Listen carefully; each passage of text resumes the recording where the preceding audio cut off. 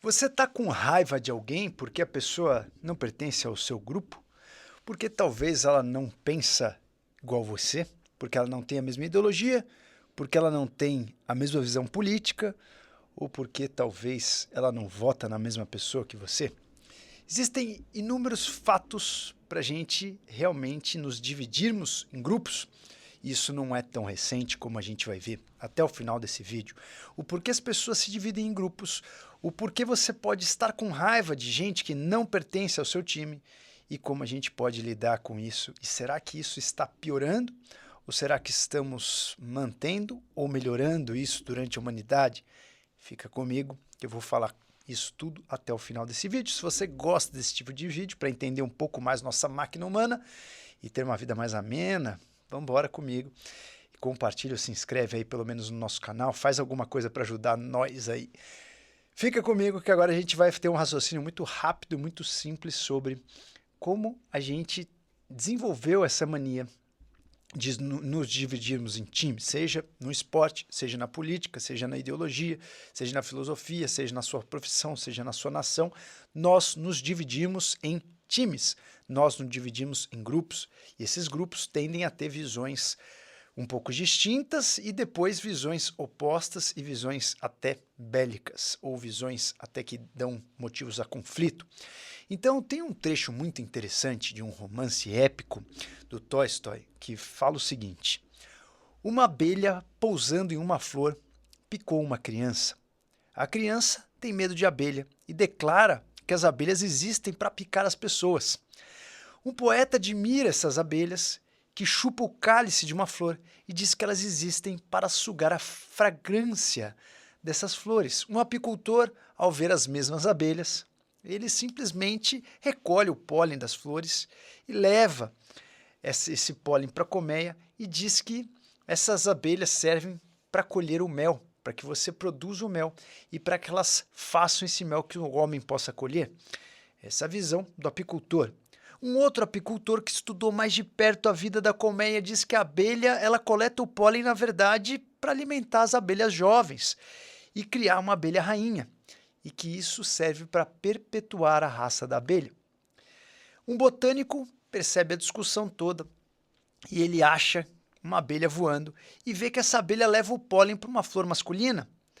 E ele vê justamente este o propósito da existência da abelha: polinizar e fertilizar as plantas. Um outro, observando a migração das plantas, percebe que a abelha ajuda nesse trabalho e pode dizer que o propósito da abelha é justamente esse, simplesmente ajudar a migração das plantas. Mas o propósito final da abelha não se esgota nem no primeiro e nem no segundo, e muito menos no terceiro processo que a mente humana pode discernir. Quanto mais alto o intelecto humano, mais se eleva a descoberta desses propósitos, mais óbvio eles se tornam, e o propósito final está muito além da nossa compreensão. Esse trecho aí do romance, A Guerra e a Paz, do Tolstói, de 1869, mostra para nós que depende da tua visão, depende do teu olhar para aquela coisa, você vai achar uma verdade, e que a verdade está muito acima da nossa compreensão. A verdade, ela está além da compreensão da psique e da consciência humana neste nosso padrão. Talvez poucos seres humanos que passaram aqui podem saber a tamanha verdade. Por isso, nós tendemos a ter verdades distintas e nós nos dividimos em grupos há muitos anos. Desde antes da gente morar em grandes cidades, quando éramos caçadores e coletores, nós nos dividíamos em grupo e nós tínhamos geneticamente uma adaptação de apoiar aquelas pessoas que tinham algum grau de parentesco. Nós nos dividimos em clãs, que eram justamente em clãs de parênteses.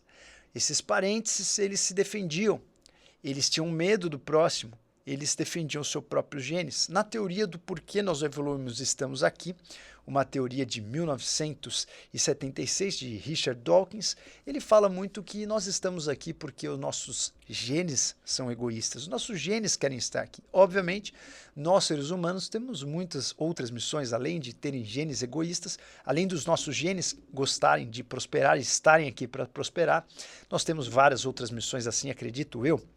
Mas uma das missões, principalmente que nós nos desenvolvemos, é justamente para manter os nossos genes aqui. E quando você está com um parente, ele tem os seus genes mais próximos aos seus do que uma pessoa desconhecida de outra tribo. E assim fomos desenvolvendo esse ímpeto de ajudar sempre as pessoas que têm genes cada vez mais parecidos com o nosso. Isso a gente traz no nosso hardware. É claro que hoje não é mais assim, nós mudamos muito. Você pode, por exemplo, priorizar defender o seu cachorro do que, por exemplo, um chimpanzé que tem um código genético mais parecido com o seu. Mas, por isso, nós modificamos um pouco esse hardware, nós trouxemos aí esse hardware da evolução de que nós devemos proteger os nossos genes mais próximos, mas aprendemos também com a nossa evolução do sistema emocional, da razão e principalmente da nossa socialização, que devemos defender não só os genes próximos aos nossos, mas as culturas próximas às nossas, as ideias, os rituais, as religiões, as ideologias políticas. Quanto mais a pessoa for parecida com você, você traz esse hardware de defendê-la, traz esse hardware de prosperá-la. Então, essa nossa ideia de nos dividirmos em times, seja no esporte, seja na política, ela é muito antiga, tão antiga quanto o nosso hardware, tão antiga quanto o nosso Homo sapiens, tão antiga até como os primatas. E os primatas, eles foram os primeiros animais sociais a se dividirem em bandos. Então, os chimpanzés, por exemplo, eles se dividem em bandos e são muito violentos com o outro bando. E nós herdamos também, do mesmo ancestral em comum, essa característica de nos dividirmos em clãs, em bandos. E depois das grandes cidades, nós fomos aprendendo com a cultura, com a socialização, com a educação, com a moral, com a ética, a nos adaptarmos e respeitar o próximo, independente do parentesco, independente da semelhança. Simplesmente um outro ser humano, ele é tão semelhante que nós aprendemos a respeitá-lo. E também aprendemos a respeitar os nossos semelhantes animais. Hoje a gente respeita muitos animais que convivem com o nosso mundo, nem todos humanos respeitam, mas deveriam. Então nós fomos aprendendo e lapidando aos poucos essa nossa aceitação do que a gente considera como estranho. Mas a internet permitiu algo muito peculiar, que é justamente nós colocarmos a nossa ideia, nós agredirmos ao próximo sem ter muitas consequências disso. Antigamente, se você agredisse uma pessoa verbalmente na rua, você ia tomar no mínimo um safanão na cara. Ou, por exemplo, você não sabe com quem você está mexendo e precisava tomar muito cuidado, até pelo grau da agressividade. Hoje na internet, todo mundo tem a coragem de lutar pelo seu grupo, e isso foi mais um passo interessante, porque agora a gente pode expor as ideias sem sofrer uma violência física. Nós ainda sofremos violência verbal, cancelamento e etc. Mas a violência física, graças à nossa educação, graças à nossa evolução cultural, nós estamos cada vez menos colocando o mundo físico na história, Nós estamos agora no embate mais ideológico. Isso é um ponto positivo, então vamos analisar com otimismo isso que tem acontecido nas redes. Obviamente, essa polarização, essa diferença do time nós versus eles, ela também pode acabar no mundo físico, como a gente vê em alguns casos aí de tragédias, como nós vimos, por exemplo, nos Estados Unidos, como nós acompanhamos em alguns casos aqui no Brasil.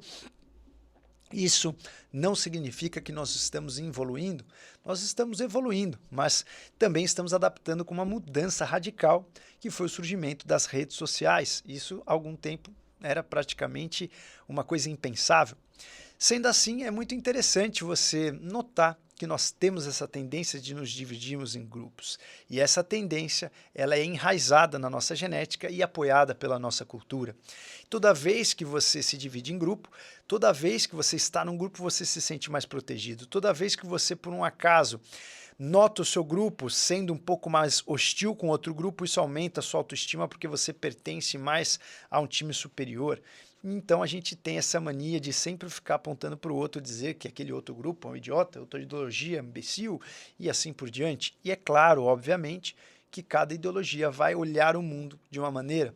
Então é muito curioso que você pode pegar a mesma ideia e cada pessoa falar um ponto diferente. Você fala assim, nossa, esse controle aqui ele é muito legal porque ele tem um botão verde. Quando você quer ligar o on, você liga no botão verde. pode chegar outra pessoa aqui e falar assim, esse controle é péssimo.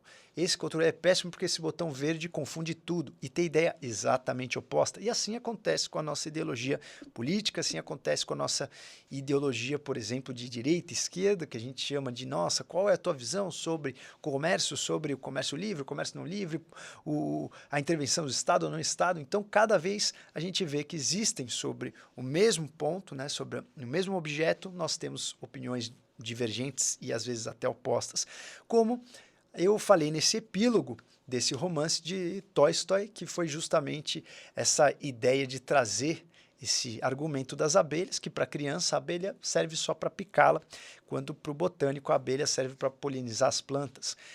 Sendo assim, senhores, como a gente pode lidar com essa diferença, com essas capacidades aí dos seres humanos? Toda vez que você tem um primata social, quanto mais social nós somos, nós também temos nossas inseguranças e a gente quer viver num meio social onde a gente tenha bastante aprovação. Então, sendo assim, é muito importante você notar que existe esse ímpeto dentro de você e cada vez mais trazer aí a sua consciência para que você não exagere, não exacerbe esse nós versus eles, independente do que você siga, né? Independente do que você acredita. Então, a primeira coisa é que a gente tende a formar um grupo de uma forma homogênea. Então, tente, né, se destacar no sentido do que você nota em você algumas peculiaridades distintas do grupo que você considera. Imagina que você tem um grupo da escola, do colégio, da faculdade, que é chamado do grupo da cabeça raspada. E de repente eu posso notar características em mim que elas são diferentes desse grupo. Então comece a notar que nem tudo precisa ser homogêneo dentro do teu grupo, que você pode ter a sua identidade. Outra coisa é cuidado com os estereótipos. Eu já falei aqui de alguns vieses cognitivos. Então, toda vez que a gente tem um viés cognitivo, a nossa mente faz um atalho para a gente ter algumas decisões e opiniões sobre algo. E um dos vieses cognitivos é justamente o viés da confirmação. O viés da confirmação, você pega alguma coisa que você precisa julgar e ter uma ideia, e você tem alguns conceitos prévios sobre essa ideia, você usa esses conceitos prévios para você afirmar o que é aquela ideia, né? Como se fosse aí crenças prévias para afirmar aquela ideia. Então, se você tem uma crença, por exemplo, que o pessoal do outro grupo, da outra sala tem alguma característica, você pode nem conhecer ninguém daquela sala, nem aprofundar naquelas pessoas e você já toma como princípio que aquilo é uma verdade. Então, você que vota em fulano, fala assim, quem vota no ciclano é sempre assim. E você acaba nem aprofundando na pessoa, você já considera que ela é assim. Isso, de certa forma, é um atalho. Muitas vezes você vai estar certo, mas muitas vezes você vai estar errado e você pode cometer aí um erro de decisão, às vezes não aproximação, ou às vezes até ser injusto com uma pessoa, porque você está num viés cognitivo. Então, temos que tomar muito cuidado quando nós temos essa divisão. Tem algumas pesquisas interessantes sobre essa divisão nós versus eles, por exemplo, com alguns neurotransmissores, por exemplo, como a ocitocina, que é um neurotransmissor que a gente fala, né, que é a formação de pares.